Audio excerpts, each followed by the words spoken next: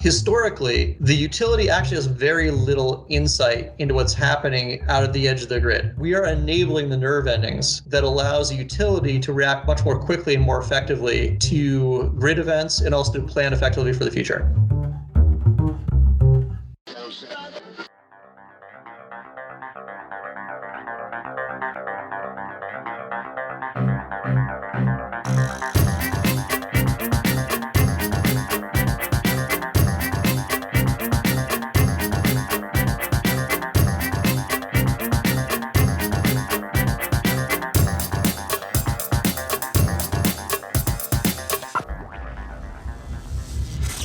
This is EnergyCast, and I'm Jay Dowenhauer. Today we are talking about the growing role of smart meters and how they're making many more of us, both utility vendors as well as customers. Almost every electric meter is called a smart meter these days. It's confusing for many of us because we don't always understand what makes them smart. My guest says the first generation of these devices gave utilities two-way communication. The utility could interact with our homes rather than us supply information only to them. But the emergence of rooftop solar and battery storage at homes has expanded the job smart meters do for utilities. Today, many utilities offer net metering. You get paid for your surplus energy your solar panels make. The problem is that most of these smart meters only report the net surplus or draw at your home. What if a meter could break out how much solar energy is created and how much demand the home is drawing? That kind of information could make it much easier to understand and ultimately predict how much rooftop solar can be created across millions of homes on a system. My guest believes they can provide that information. They've also added a feature that they believe makes it much easier to connect rooftop solar to your home and ultimately the grid. This week, I was approached for the first time about installing rooftop solar at our home here in Charlotte. I wish I could tell you we were moving forward, but it didn't make sense. The overall cost of the panels was about $35,000. Predicted savings over 30 years was only $24,000. I know there are incentives and rebates and home value considerations, but it just didn't make sense to pull the trigger at the time. My guest says I need to shop around some more, and I'll take his advice. But by making solar connections more like an appliance, as he puts it, it's sure to make more folks like me go solar, ultimately turning my utility into a customer for my energy.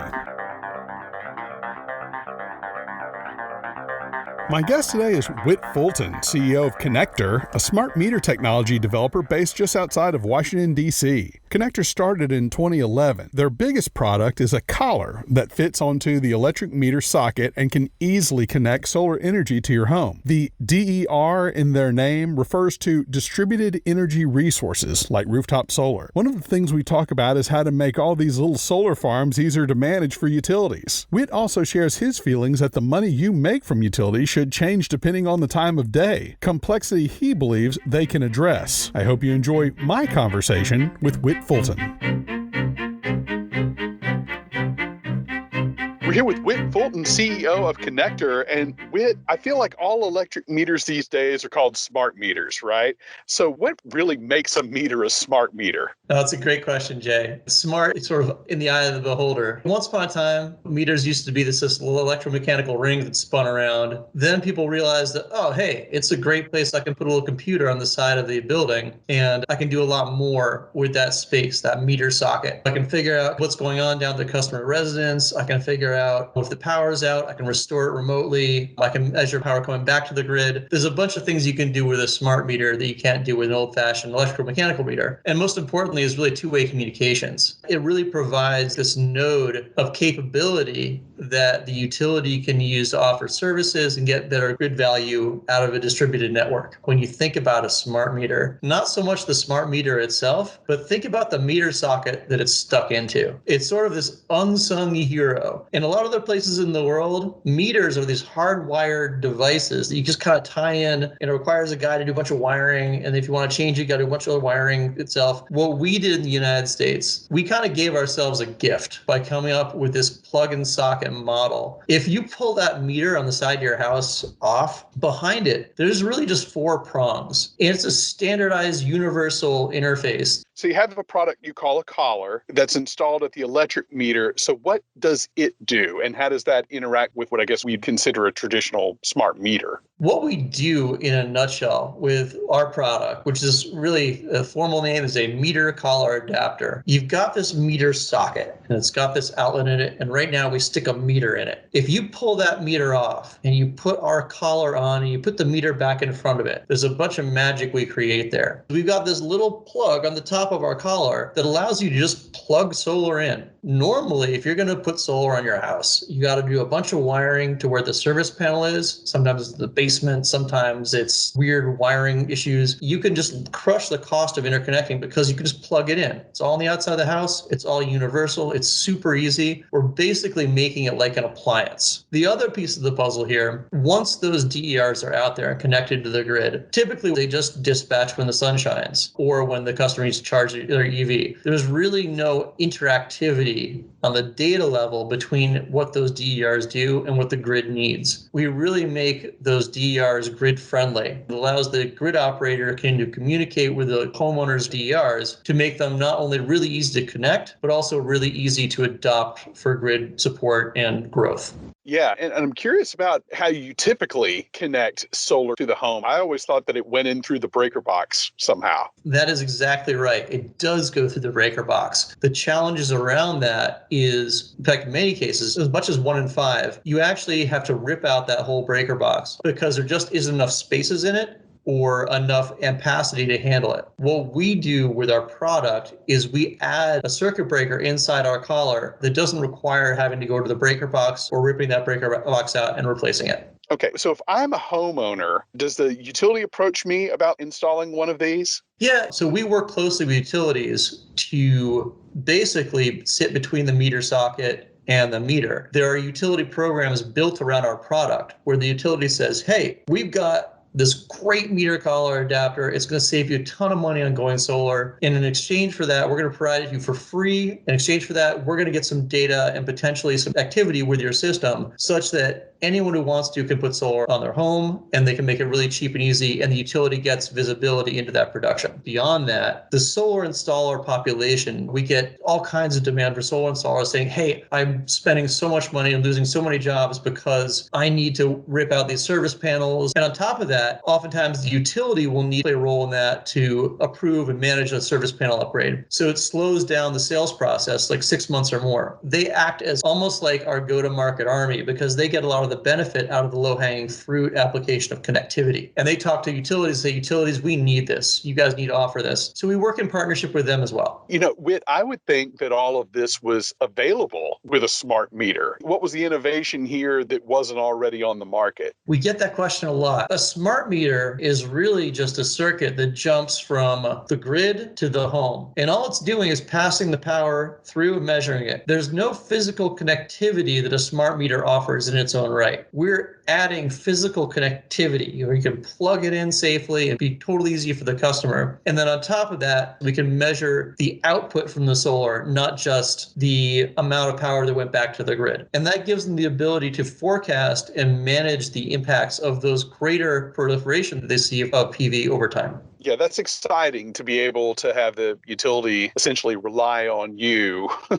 to generate power. One of the things I've talked about in the past, especially with these commercial solar farms, is I think they've gotten a lot better being able to predict how much energy they can expect to get out of them. But rooftop solar is essentially throwing a dart at a board, right? That's exactly right. I mean, they can do pretty good estimations of what's going to happen, but it's a kind of a two-vector analysis. So there's both the consumption, there's the time of day use, there's when the solar produces, when it doesn't, when it's cloudy. At the individual home level, it's not really a big deal. But when you put 50, 100 million homes together, it becomes very valuable to have that high-resolution data. Sure. And you mentioned being able to plug the energy coming in from the solar panels into your collar. How do batteries factor into that? One of the challenges around energy storage, to install it in someone's house, it still requires a lot of additional wiring. The second layer of challenge is there aren't a lot of economic transaction models that allow customers to take advantage of the energy storage for anything more than when the power goes out. Because right now, if the grid goes down and you just have solar in your house, because of the rules and the safety regulations around solar potentially exporting backfeeding to the grid, it has to shut off. And that was a question I had for you. There's a little bit of confusion about how independent you really are. What you're saying is that if you have rooftop solar and the power goes out, you can't use your power, but if you had a battery, you would, right? Exactly. There's something called a transfer switch or an isolation switch, which basically turns your home into an island from the grid. The challenges around that, one is the cost to do all that wiring. We are working now on a product line, what we call whole house disconnect. Our collar will create that little islanding system. That's a huge value add that we're bringing to the market in the very near future. Right. And so what do you think it will take for more widespread adoption of things like rooftop solar? I mean, look, my electric bill, maybe in the worst months, is maybe about $150. Do we need more expensive electricity to push people along? In those markets where electricity is a lot more expensive, you see a lot more adoption. There's two more elements we really need to think about. One is value. This has been a driver of the industry for so long. It's net energy metering. When you send power back to the grid from your solar PV system, when you don't use that in your house, you get paid exactly the same amount. It's been an amazing vehicle for getting more people to use solar. It really hides what the real value is of that solar, of the DER during the course of the day. What we need is like time of use rates. The value that solar can provide to the grid is much higher during peak times during the day. You should be able to be compensated for that value you could provide. The other piece of it is ease. To get solar or DER in your house, it's this giant home remodeling project. What we need to do is make it more like an appliance. What we'd like to do is to have every home in a certain utility service territory, our product sitting in its meter socket. So it would have a marketing component, a familiarity component, and it would have an overcoming some of this transaction fear that customers have about this being a major complicated thing they know nothing about. It's like I plug it in just the way I plug in any other appliance. Those two things, transaction value and ease of adoption, are as important as the energy price you face. You mentioned the utilities getting a lot of information out about, especially if you have rooftop solar. What other data would be helpful for them? And how does all this extra data really help utilities and their customers? That's a really good question. This comes up quite frequently around like, what is the value of a smart meter on its own? Utilities spend a lot of money putting smart meters out there. And they historically have had a lot of challenges in messaging how the value of that high resolution data on when the customer is using energy, how it rises and falls over the course of the day, working on outage management, things like that, how that really enables and unlocks better customer service around renewables and clean energy adoption. What that data does in general, whether it's from us or from information from a smart meter, is it gives the utility the potential to do really high resolution visualization and forecasting of what the power on each individual feeder line or distribution level is going to look like. They can understand with much better granularity where they need to focus on line upgrades, where they need to focus on potential real-time operations to reconfigure the systems. Historically, the utility actually has very little insight into what's happening out at the edge of the grid. There just isn't much data there. And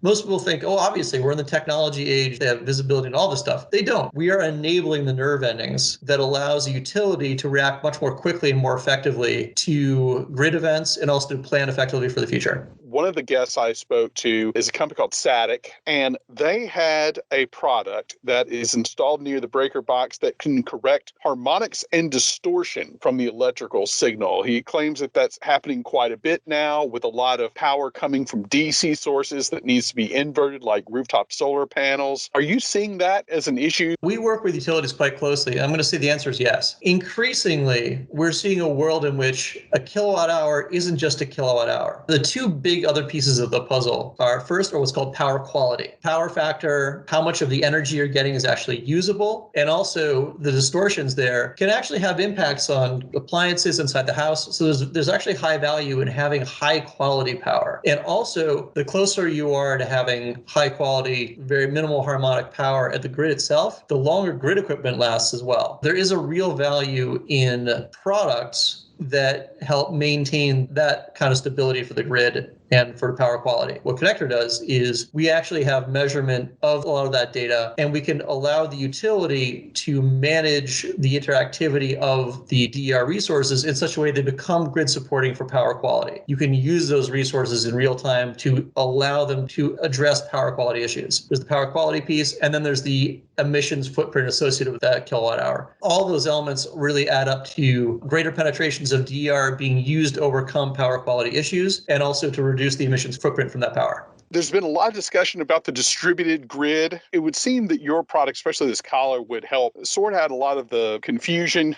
I guess, out there with the distributed grid, because there's just a huge proliferation of distributed energy resources out there, especially when you're adding all this rooftop solar. Almost every household is an electric generator at this point. Yeah, there's a bunch of different ways people are attacking this problem. One of them is you have this model where people are going out and selling solar left, right, and center. And some companies distribute all these resources out there, and they turn around to the utility and say, hey, utility, we have access to all this stuff. Can we form a transaction model where you can pay us to leverage those resources for grid services? So we've overcome the challenge of getting the resources out there. Now, how do we overcome the challenge of making those resources valuable for the grid? One of the inherent challenges of that model is you've got a wide variety of different inverter brands out there and technical specifications and things like that, that a utility back office or a grid operator will need to be able to interface with. What we're trying to do with our product is take all that complexity off of the board. In our vision, the second you plug a solar PV system or an energy storage system or an electric vehicle even into our product, you're also making a data handshake and basically signing it up for a dispatch tariff where the utility can push a button. You, Joe customer, get paid at the end of the month for any value your system created in addition to the kilowatt hours it generated. And there's no more back office weirdness as far as integration with many, many different systems goes. Yeah. And look, I started hearing about smart meters probably about 15 years ago, let's say. And you started your company a little over a decade ago. So what's changed in that time? I'm kind of leading this question. I already know what the answers are. But Well, I mean, I touched on it a little bit before, so I hope I didn't steal my own thunder here, but obviously the technology footprint's come a long way. Smart meters 1.0, really what they did is they did net metering or they did interval metering. They had two-way communications and they really had outage management. So if the power went down, you know a customer's power is out. That's pretty much all they did. What's happening now is the whole world of DERs, there's IoT in general, there's demand response programs, there's a lot of higher speed, lower latency communications you couldn't do before. When mashed up with the plummeting cost of the underlying technology for solar and electric vehicles and things like that, creates an opportunity to put together the communications networks that are secure and easily accessible with those grid edge devices to create a much more sophisticated model for allowing those devices to work interactively with the grid, because the communications are faster and cheaper now, and the technology out there is better responding to it. And then finally, I think we can all agree the next 10 years are going to be a lot more transactional between customers and utilities. How do you see that playing out, and how do you see ConnectDER playing a role in that? That's a super interesting visualization exercise. I'm sure the same question you get from investors too. Yeah, no, absolutely. One of the reasons I got into this space is because once upon a time I was doing power market forecasting and analysis for a different company and was recognizing that there's no way you could build a new coal plant for the next 30 years. The emissions footprint was too great. Nuclear was going to be too expensive for a long time. What you're left with was natural gas and renewables. Renewables are really kind of where it's at because they can be central station, like big, huge solar farms, or they can be tons of things distributed throughout the grid. You're going to see lots and lots and lots more of these DERs coming down the pike. From our perspective, the more that we can make the value of distributed renewables, the more you can make the model work, the better off we are for efficiency, for more efficient grids operations, because you're not losing tons of power. The challenges we need to overcome there are first, got to make it plug and play. We need to get to a point where these DERs can be compensated for the value they actually provide, not just netting back kilowatt hours. And we see ourselves playing a key role in that transition as well. So that's where we see ourselves going. We got to make it all plug and play. automatic, and easy for everybody. Very good. And I assume at some point you're going to want to expand into the commercial and industrial space, right? That's a lot. The industrial is a little trickier. More likely than not, the way that we'd be expanding into those spaces would really be around the plug and play transaction model. You'd plug a version of our device into a system there, and we become sort of the transaction enabler. We wouldn't become the physical connection enabler because that, we're talking many more amps and volts than we're capable of supporting. But we can provide the utility grid operator with the same basic dispatch interface via a data connection down to those systems. If we can provide a unified dispatch system that can come from the same back office system that could handle residential, which is what we do with a collar, and then industrial and sort of commercial with what we do with a little plug-in box, we're sort of covering all the bases for a grid operator. Whit, I'm going to finish with a lightning round of your thoughts on different energy technologies, starting with natural gas. Great bridge resource, not as clean as advertised. Crude oil. Amazingly power dense and easy to use. The more we can do to get electricity to be consumed and usable the same way that we use crude oil and gas, the better off we're going to be, because it's a huge hurdle rate, but it's something we should be shooting for. Nuclear. Potentially absolutely essential in managing the transition, but super expensive, and no one's figured out the waste storage issue yet. Coal, and I'll also caveat with carbon capture. Pretty much done. Carbon capture, maybe. Not convinced yet. Wind. Amazingly powerful and well-mature technology. Personal preference, the more small scale, more close to consumption, so we don't have to build giant transmission lines to get to that wind and disrupt pristine environments. But still, way, way, way better than any fossil fuel. Solar. Probably the default source of energy for the future. So long as we get energy storage in there to help balance it out and manage that implication, it's just so cheap. It's the future. Biofuels. Really interesting things happening there. Love seeing all the variety of things you can do with biofuels. Very bullish on their future applications in the market. Hydroelectric. This is the granddaddy of energy storage. Still has an amazingly valuable role to play where built already. Question marks around environmental footprint. If you want to build more of it, if we see lithium ion and other energy storage technologies coming down in cost, questionable as to its competitiveness for new build.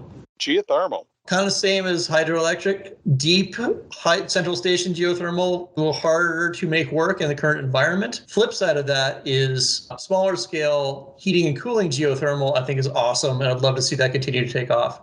Energy storage. Holy grail, that's kind of cliche, but we make it work. We can solve the supply chain, the recycling, the lithium, the rare earth materials issues around getting it off the ground. It's basically going to be what makes everything work. Electric vehicles. It's the energy storage you move around a lot. Absolutely the future, but need to be as mapped as quickly and effectively as possible to the use case for consumers that they're comfortable with in order for it to take the market share we need to get to post-carbon. Energy efficiency. Highest potential payback value, but toughest sale part of the clean energy environment. I worked in energy efficiency for a while, and the more you can make it invisible and painless to adopt for customers, the better off you're going to be. And then finally, fusion power. The last game changer. If you really actually get fusion at a cost-effective point, everything else becomes redundant. But it's so valuable to work on. Would love to see a breakthrough there. Even if it puts me out of a job, it's fine. All right, Whit Fulton, ConnectDER. Thank you so much for your time. Thanks a lot, Jay. It's been a lot of fun. That was Whit Fulton, CEO of ConnectDER, a smart meter technology developer based just out of Washington, D.C. I want to thank Sam Boykin for setting this up and Whit for his time. You can find plenty of pictures for this episode on energy-cast.com, as well as on Instagram and Parler at Host Energy and Twitter at Host Energy Cast. All guests are sent the raw and completed audio the week of release. So far, no complaints. Be sure to leave us a positive review on iTunes. That gets the word out. Music was produced by Sean Stroop at Stroop Loops. That wraps up episode 113. Be sure to join us next week when we discuss how to make refrigeration much more energy efficient. Until then, I'm Jay Downhauer. We'll see you next time.